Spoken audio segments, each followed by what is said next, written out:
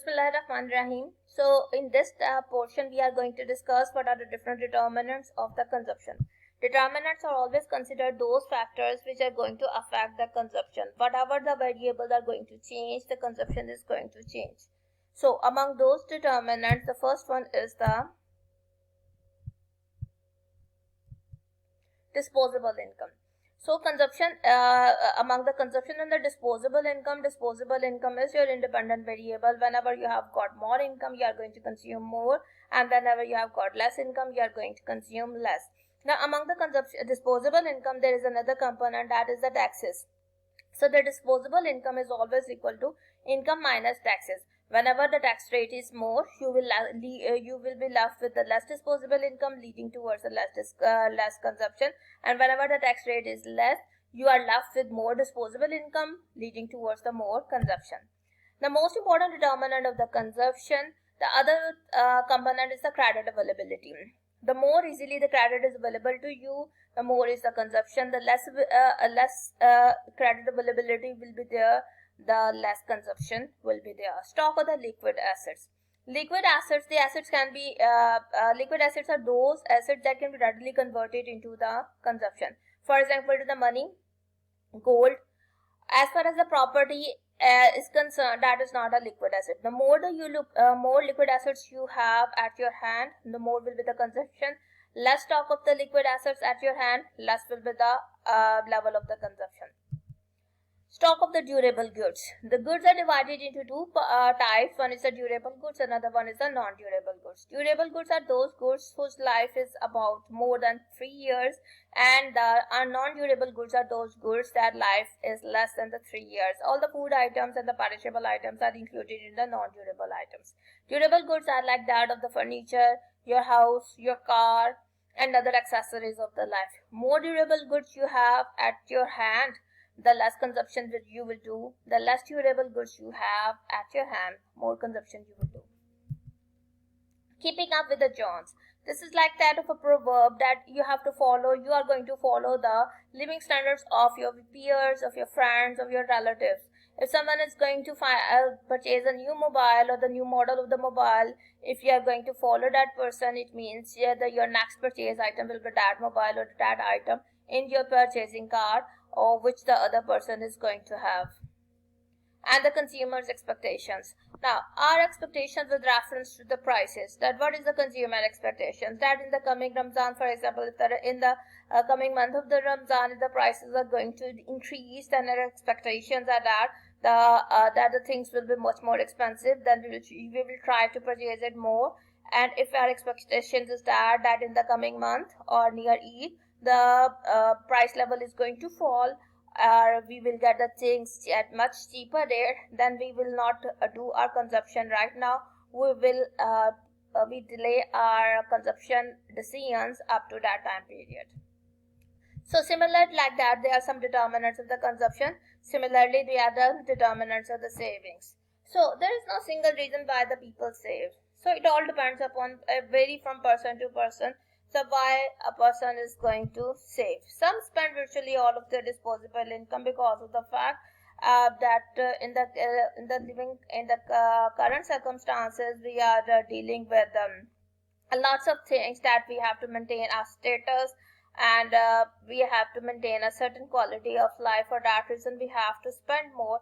That's why we are going to much more larger portion of our disposable income. Some spend more than they earn. In that case, their average propensity to consume is always greater than 1, and their average propensity to save is always negative. The Americans now save less than the 5% of their disposable income because of the fact that their consumption is about 95%. So similarly, whatever is left after consumption is your savings. So Americans used to save 7 to 10% of the disposable income. The same statistics is about there in case of the in the Pakistani economy. We are trying to save about same like that, 7 to 10 to 12% of our disposable income. What do you mean by the savings? What are the total savings?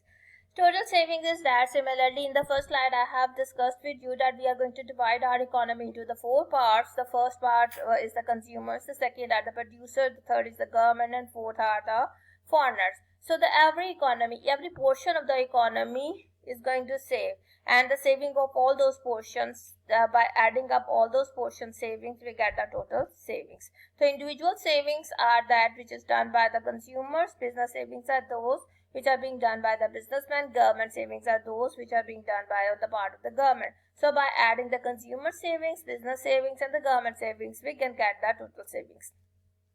If there is a decline in the household saving, it means these are the three components. If they decline in one component, the other two components can offset it. But if all the three components are going to have the lesser savings, then it will have a negative effect on the economy. Why there is the importance of the savings? Because the savings are then converted into the investment. Less saving we'll have, it means less investment we will do in the new projects. The more saving we have, it means we are going to do the more investment, and the more investment will lead towards the capital accumulation and the employment opportunities and the more productions.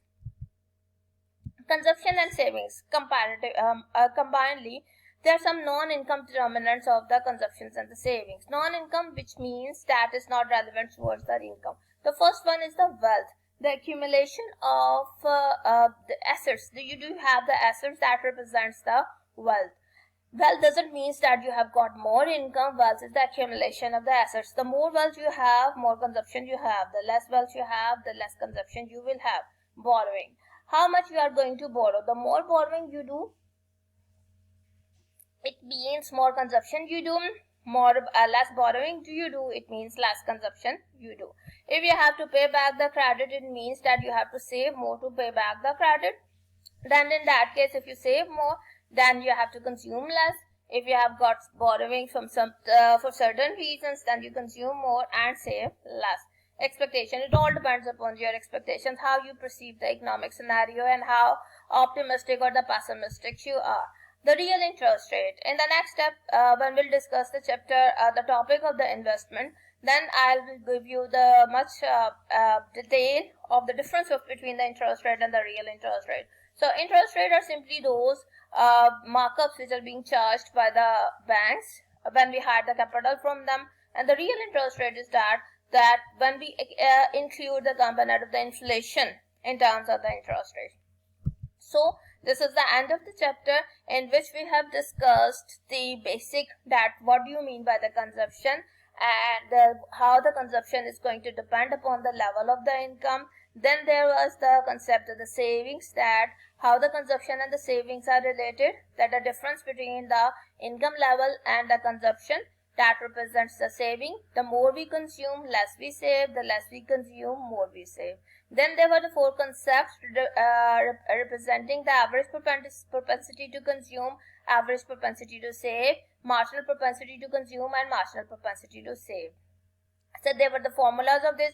After that, I have discussed with you how can we draw the graph of the consumption function, what are the basics, what are the basics assumptions. The first assumption which we are going to take while drawing the graph of the consumption function is that whatever the level of the income you have, the same level of consumption you are going to do. So by joining the same values with the same values, we can get a 45-degree line, and that 45-degree line is actually representing the level of the income. Then we have drawn the consumption line. Now the difference between the consumption line and the level of the income, that is going to represent the saving. Then there were the further two concepts of the consumption. One was the autonomous consumption and another one was the induced consumption. The autonomous consumption is that level of the consumption at which your level of the income is equal to 0, and that is also going to represent the y-intercept in the terms of the graph. And the induced consumption is that level of the income that depends upon the level of the income. So C is equal to autonomous consumption plus induced consumption. So how can we find out the values of these? If we know the two values like consumption and the autonomous consumption, then we can easily find out the induced consumption. And after that, there were some determinants of the incomes, determinants of the consumption, savings. Income determinants of the consumption and savings are also the non-income determinants of the consumptions and savings. The quizzes or the assignments relevant towards this topic will be shared with you when the online class will be there. Till then, okay, Allah Hafiz.